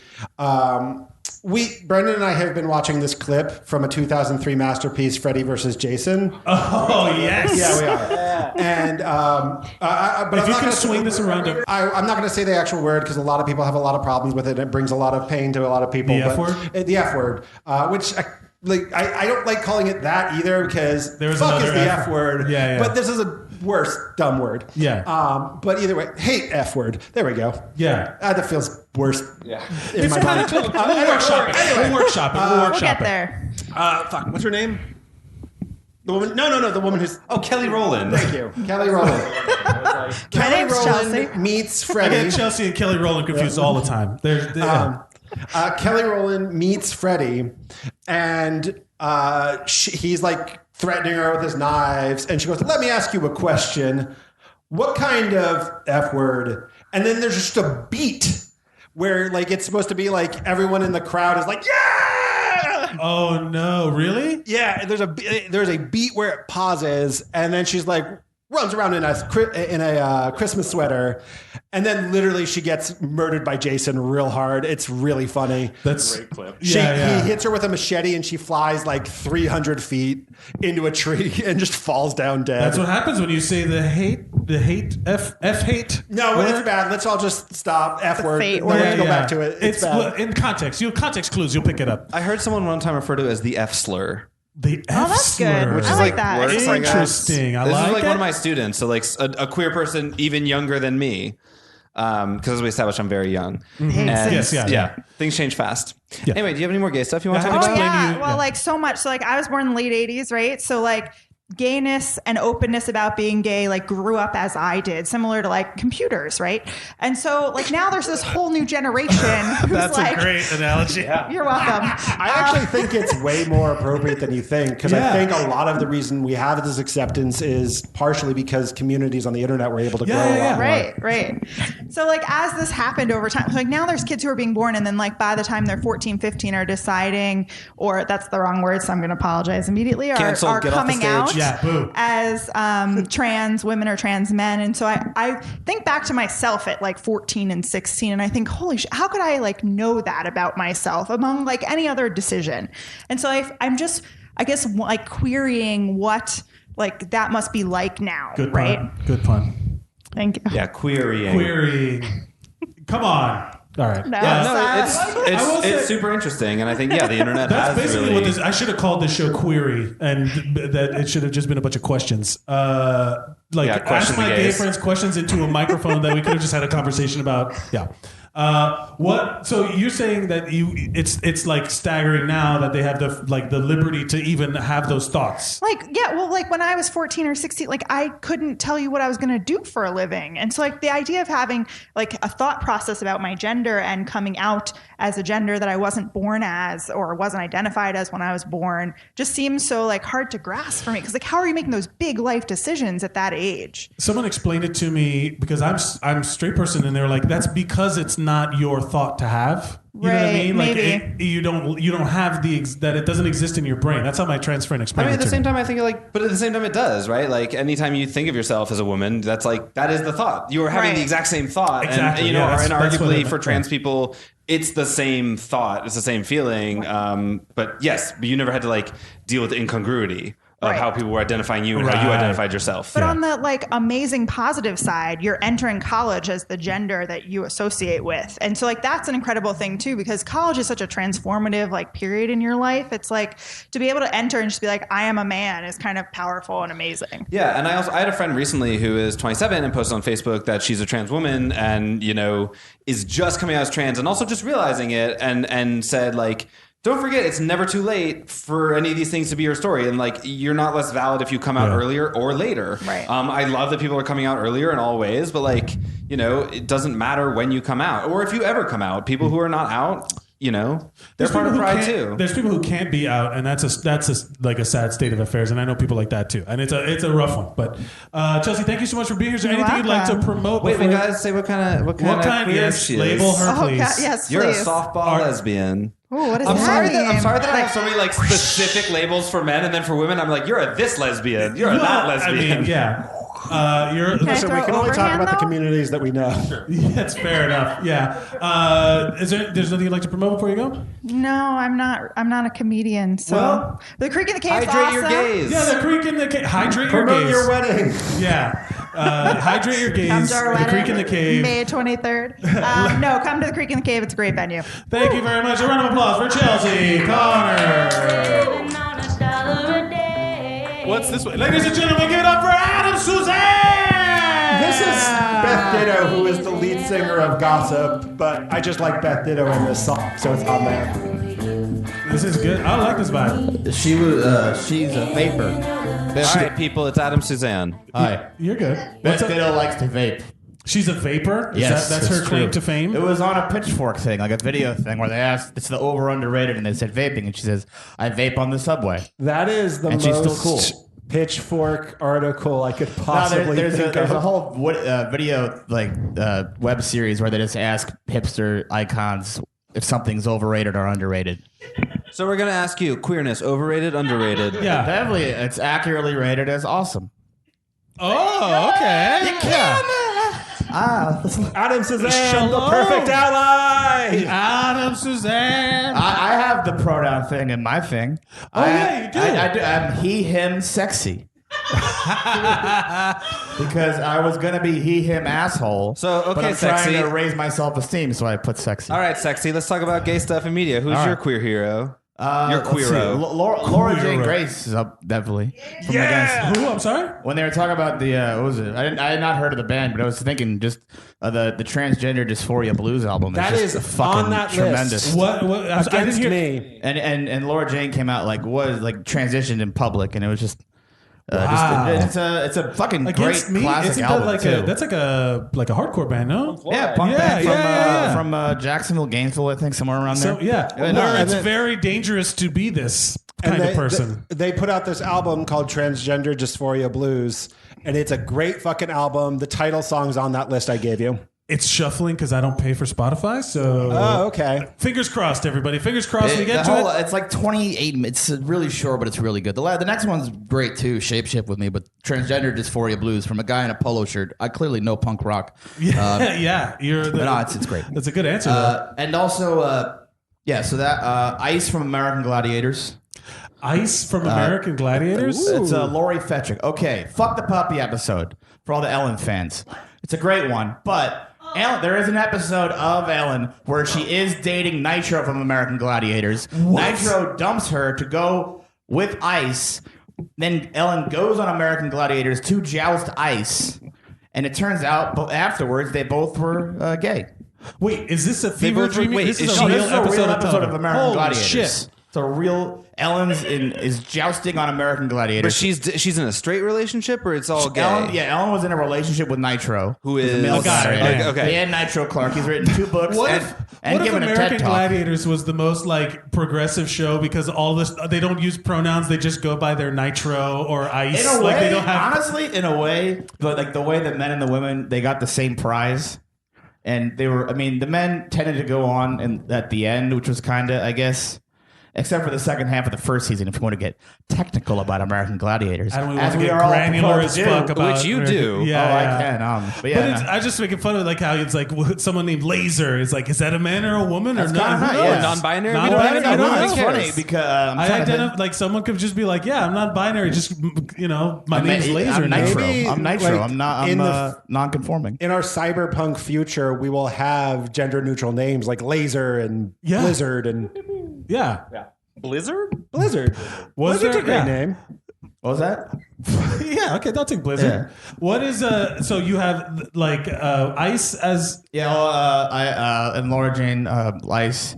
As far as 90s Nickelodeon shows. Any gay stuff there? Well, Catalina had the rainbow hair from Space Cases, and didn't Hey Arnold have a gay teacher? He wasn't. Yeah, he's Craig Bartlett has said that Mr. Simmons is gay. Yeah, not as good as gay teacher from Arthur, come out, but like he's Jake hated. Is that a term now where you just this character is gay? They were always gay. Why didn't you? And the teacher from Hey Arnold is gay, and a couple of, and then on some of the newer Nick shows there are some. There's I think it's the Loud House or something. Yeah. There's a gay couple on that show. Well, Arthur's teacher got married on Arthur. It's a big deal, and people were very upset. Oh yeah, people were. I do find that to be like very, like very ironically funny about like the arguments that they make are always very funny to me. Like they're always just like, I can't show this to my kids. Hobby. My kids are gonna see this, and it's like it's a cartoon aardvark. Like what? I don't understand what the hell's going on. People really need some fucking hobbies. I feel like this is slow. Like throughout this episode, I'm just slowly revealing some weird, shitty stuff about my life. But one time, I overheard my mom calling Highlights magazine because she was mad that she gave it to our niece, and it showed a gay couple in it. Highlights magazine, Highlights for kids, the purest form. Fuck of yeah, for Highlights. Yeah, I would think Highlights is like run by Family Circus, like right wing. Like, there's a documentary about it on and Netflix. it is making every dentist waiting room gay. Yeah. We all know Goofus and Gallant. We're talking about another Charles Nelson Reilly from Match Game. Oh yeah. He could be a little flamboyant, but he was fucking witty as fuck, and I would watch Match Game. Charles Nelson Reilly, was he also like Hollywood Squares? No, it's Paul Lynde. Paul Lynde is also Paul Lynde was the original Charles Nelson Reilly, but right. Game Show Network aired Match Game reruns before I can watch Hollywood Squares reruns. Good Lord, Adam. I'm sorry. Goods and Times Library it's just was so more funny. accessible. Like what do you want? I love this is the things that we want to get to. We want to get to in wrestling. Pat Patterson who's basically been for a long time. Vince McMahon's second in command he was like everyone knew he was gay, but he had never come out, and he came out officially, but everyone knew. And and he wrote a book just about all of it. So and then there's just people. I mean, there've been flamboyant characters, and then there's been flamboyant characters who are not gay. And then there's Cassandra, who's from Mexico, and he's an exotico, which is when they act. That's what they call when a guy acts like really effeminate and just plays on the homophobia of everybody. But Cassandra actually I kind of do actually really like that term, though. I would like to be an exotico? exotico. Yeah, that's what I mean. But Cassandra, he came out actually as gay a couple years ago, and he's just he's just a fucking, and he's like, I had to work like twice as hard as he's a badass motherfucker. When we did that wrestling episode, and like Brendan and I that weekend went and saw a wrestling match at House of Yes. House of Yes. Oh, the drag dropkicks and drag queens. With Rick. Ricky Cataldo. Yeah, and I went to the one with the guy with the glitter beard. Was he there? Which one? I think so. Yes, Eddie McQueen. He might have been there, and his beard wasn't glittery, Adam. It's not like a natural thing. I got to see a glitter beard. I don't know if that sounds like a. But that was a real. Yeah. But no, I saw it. Sorry, but yeah, I did go to the first one. I'm sorry. Well, one of the main wrestlers that night was this guy named Effie, who is like. I'd like to know more about him. Effie is he's a gay, and people overanalyze Effie. Like Effie's just a really fucking entertaining dude, but people try to deconstruct Effie. He's just a guy who wears a fishnet tights and just wrestles really well. He does have the pink words "daddy" over his ass. Exactly. But then people just fucking make it like they go into these like Effie's he's subvert. Like no, he's just really entertaining. Fucking Well, I saw him get beat up by a hot dog, and that was pretty great. Yeah. There's a guy wrestling. There's a guy named Sonny Kiss who's going to be on the new company debuting in October. He's a gay guy, and he has an amazing ass. If you look at Sonny Kiss's ass, like he has the ass that society will envy, and he has a move where he'll take his legs, put them or like he'll put his hands on the turnbuckle, like kip up, put the guy's head in between his legs, and run the guy's head into his ass. And it's very physically impressive, and his ass is. He knows what he's real ass. He's literally shaking his money. He's a real ass dude. Yeah. Pro wrestling is the closest mainstream media to gay porn, and I appreciate it. It's pretty close. Let's, Adam. Is there anything that you would like to want us to see that you recommend as something that portrays queer people in a positive? There's the guy who. I think his name is Rick, who did the drag queen and dropkick. He has there's another like a gay promotion called A Matter of Pride, which is pretty cool. And the nobodies who watch wrestling, there are two drag queens and another guy, and they have a web series where they just review every big wrestling show. And a lot of wrestling review, it comes from a point of liking wrestling, which a lot of wrestling discussion doesn't come from anymore. Sure. Yeah, so I like that, but that's pretty cool. Adam, are you comfortable? And Meredith Vieira, because Meredith Vieira, I haven't mentioned her in a while, and I am a bit of a fan. You almost made it the whole way, and you got one at the end. One time she kissed Allison Janney. Oh yeah, that's right. Because I posted that, and it was pretty awesome. For fun or for a role? No, Allison Janney. No, she was on the Meredith Vieira show, which was unfairly canceled. Just because it had low ratings. And Allison Janney talked about how she liked to kiss her co-stars, so Meredith Vieira just ran up and kissed her. Good for them. Adam, are you comfortable with them being labeled? I'm sure. I mean, bear for sure. That's classic. Classic bear. Yeah. It's anticlimactic. Is there a Jewish bear subcategory? Nope. Why Jew? Huh? How do you know I'm still Jewish? Are you not? No, I'm still very Jewish. I was gonna say. You know what my drag queen name is though? Your drag queen name? Yeah, Suzanne Adams. Adam, would you like to promote anything before you go? The next episode of the podcast, Started from Degrassi. It's coming out soon. You can still watch the second round. I don't think it's been uploaded yet, but I'm really telling you, even if you think I am the drizzling shits as an entertainer, I must say you should be watching me on Tengo Talento, Mucho Talento. It's 6 minutes of your time. I have no idea what happens. In fact, the more Spanish you speak, the less it makes sense. I can vouch for that. It makes zero sense, but you're there for the spirit, and you win me over every time. It's watching. Yeah, ladies and gentlemen, like a crescendo. A round of applause for Adam Suzanne. Yay! I definitely want Adam to send me the clip of Ellen on American Gladiators. I want to see that so bad now. I really think he could bring that back into the public eye and make it go viral. Ladies and gentlemen, closing out the show, a round of applause for Toby Nelson. Mike, how much time do we have? 'Cause closing out the show is going to be me reading a list of queer shit and John telling a story. Wait, what? We're closing the show. Oh, wait. Okay. Okay, well, we got to be out of here super quick. And then... Sure, go ahead and talk over. All right, Toby, women. queer heroes. Toby, you're going to get to go, then you're going to leave, and we're going to talk. Who's your queer hero? I don't know. That's what this whole show's about. We gotta. Who my queer hero is? I've missed that part in every single one. I've gone to the bathroom, I guess. Oh, okay. Well, it's like who's your heroes? A celebrity, a character. Okay, yeah, characters I can do really easily. Because like I've done musical theater ever since I was a kid. All right, Dobbs, go ahead and jump if you want. I've done. There we go. All right. Okay. I've done musical theater ever since I was a kid, and queer characters are super visible in musical theater. So like Angel from Rent, like and everybody from Rent basically. Everybody from Rent. Also the first one I really saw on TV was what's Angela's best friend on My So-Called Life? Is he also named Angel? I don't know. I just know it's what's his face? The Joker. The Joker. No, Joaquin. Did you just say the Joker? And the first person that comes out of your mouth is Joaquin Phoenix? Phoenix? Jared Wasn't Jared Leto plays the in guy that? that she has a crush on. I thought Jared Leto. I've never Disgusting. You think I would say ever anything nice about My Jared Leto? So-Called Life was also something we weren't allowed to watch. Oh, it's on the list? Okay. Yeah. I didn't watch it because that was for girls or something. I don't know. I just didn't get into it as a kid. Oh, it was great. It was back when those delineations were made like hard. Way to lean into the gender binary, man. Yeah, man. I'm sorry. I don't know. It was forced upon. I'm a victim. Probably that's white guy. That's the whole. It's a bit. Everyone's a a victim under the patriarchy. Yeah.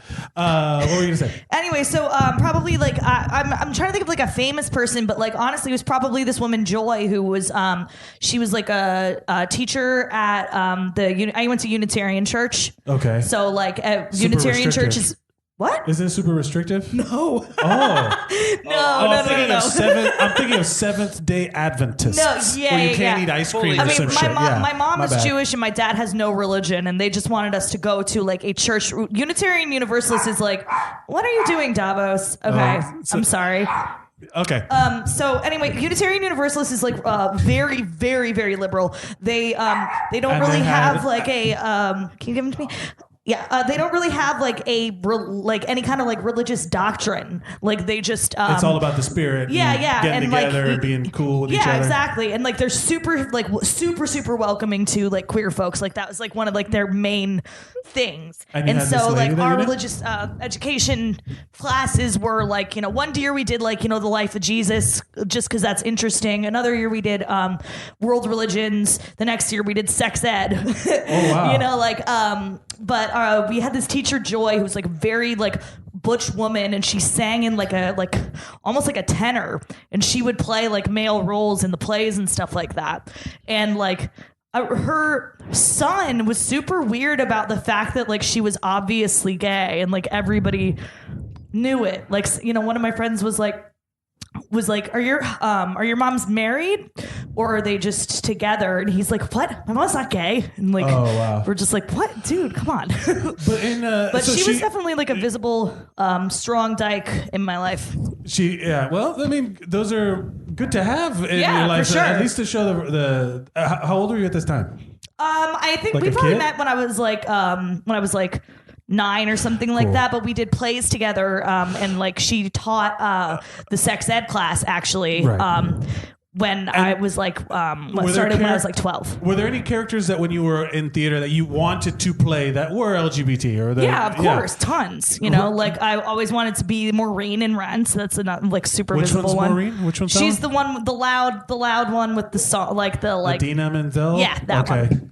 There will always be women in leather. Yes, there will always be women in leather flirting with me. Did you feel because you got had this kind of different education, this different upbringing, that you were less or more comfortable like around that or knowing? Did you have more knowledge of it? Or yeah, totally.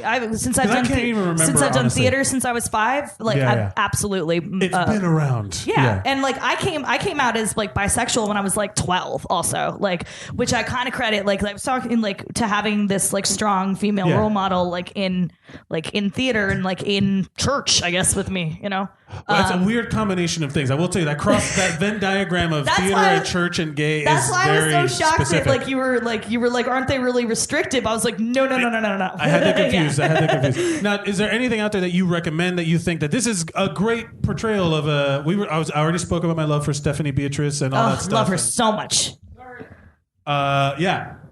So that's like I love her so much. Yeah. Yeah. I can't believe she came up again. Yeah. I will bring her up every time. I will do a whole podcast. We posted the pictures of her in the Heights yesterday. Right. So that's do you have anything like that you feel like portrays characters, LGBT characters? Yeah, I think. What can you recommend? Yeah, in terms of like TV and stuff like that, Sex Education is a new one that's great and has a really, really, really wonderful queer male character. I'm watching Pose right now. I just started it yesterday. Oh my god, I'm in like the 4th episode, which is kind of like a get tested for HIV PSA, so it's a little rough, but it's about like the drag ball culture in like the 80s and 90s in New York, and the cast has something like 50 trans actors and like you know what? Actor being a gender neutral term. There was a trans actor that just popped up on Jessica Jones. I was watching it, and she's like her assistant or something like that. Mm-hmm. And she just popped up, and it didn't even like they just treated it as normal. TV is so much better about that these days than Hollywood is. That's for sure. TV, I feel like there's like it's just they didn't make a deal of it, and it was just a trans actor, and I'm like, that's got to be great. Look, as someone who's in SAG and tries to like get work, like as a Latino, let alone as a super specific as a trans person. I'm a Latino and I can't get booked as a fucking Latino. Sure. To be a trans person and get just a job, it's got to be super validating. Almost the entire cast of Pose are people of color also. Yeah. So like it's like all these people I'd never ever seen before who are so fucking talented.